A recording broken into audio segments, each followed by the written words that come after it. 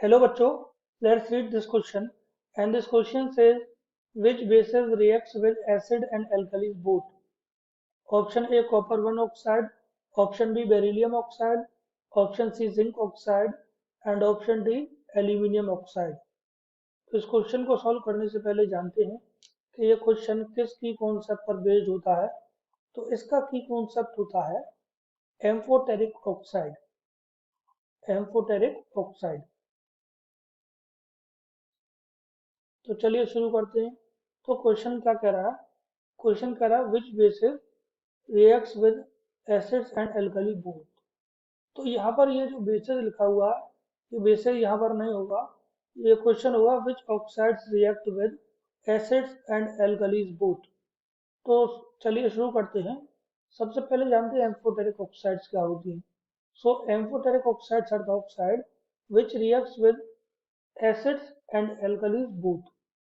तो बात करें हम कॉपर ऑक्साइड की, तो कॉपर ऑक्साइड जो होता है वो बेसिक होती है।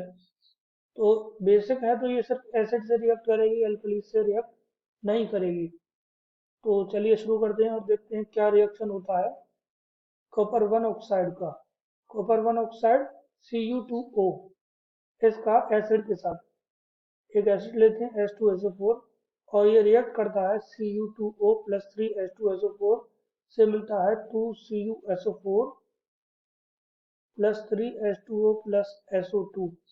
तो बेसिकली ये सिर्फ एसिड से रिएक्ट कर रहा है, मीन्स ये सिर्फ एसिड से रिएक्ट कर रहा है तो बेसिक ऑक्साइड है। ओके, अब बात करते हैं ऑप्शन बी का, और ऑप्शन बी है आपका बेरिलियम ऑक्साइड। तो बेरिलियम ऑक्साइड की रिएक्शन देखते हैं हम एसिड और बेस के साथ। तो बेरिलियम रिएक्ट करता है एक्वस NaOH सॉल्यूशन से, एक्वस सॉल्यूशन ऑफ बेस से BeO plus 2 NaOH plus H2O gives us Na2BeOH4 sodium tetrahydroxo beryllate.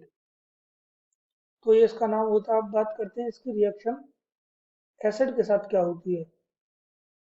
तो BeO रिएक्ट करता है HCl से, 2 मोल ऑफ HCl से रिएक्ट करता है और ये बनाता है BeCl2 प्लस H2O। तो ये एसिड, ये जो बेरिलियम ऑक्साइड है एसिड और बेस दोनों से रिएक्ट कर रहा है, एसिड्स एंड एल्कलीज दोनों से रिएक्ट कर रहा है, मींस तो आपका ऑप्शन भी आपका करेक्ट है। अब बात करते हैं ऑप्शन सी का। तो ऑप्शन सी है जिंक ऑक्साइड। तो जिंक ऑक्साइड की रिएक्शन देखते हैं एसिड HCl के साथ। तो जिंक ऑक्साइड रिएक्ट करता है 2 मोल ऑफ HCl से और ये बनाता है ZnCl2 और ZnCl2 के साथ 1 मोल ऑफ वाटर। अब देखते हैं इसकी रिएक्शन बेस NaOH के साथ। तो ZNO रिएक्ट करता है 2 मोल्स ऑफ NaOH के साथ और ये बनाता है सोडियम जिंकेट। इसका फॉर्मूला होता है Na2ZnO2 और इसके साथ बनता है H2। तो ZNO एसिड से भी रिएक्ट कर रहा है और एल्कली से भी रिएक्ट कर रहा है, तो ऑप्शन सी भी आपका करेक्ट होगा। अब बात करते हैं ऑप्शन डी का। तो ऑप्शन डी भी जो होता है, ऑप्शन डी भी एम्फोटेरिक ऑक्साइड होता है। एल्यूमिनियम ऑक्साइड भी एम्फोटेरिक ऑक्साइड होता है और उसकी रिएक्शन देखते हैं।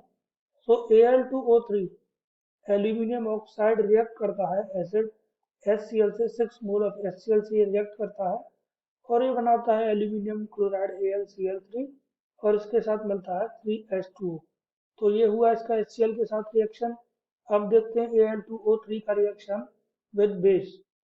It react with 2 moles of sodium hydroxide NaOH और it form sodium aluminate। इसका फॉर्मूला होता है 2NaAlO2 प्लस H2O। तो एल्यूमिनियम ऑक्साइड भी एसिड से और एल्कली से दोनों से रिएक्ट कर रहा है, तो ये भी आपका एम्फोटेरिक ऑक्साइड है। तो beryllium oxide, zinc oxide and aluminium oxide, ये 3 ऑक्साइड जो होती हैं ये एम्फोटेरिक ऑक्साइड होती हैं और ये एसिड से एंड एल्कली से बोथ से रिएक्ट करती हैं।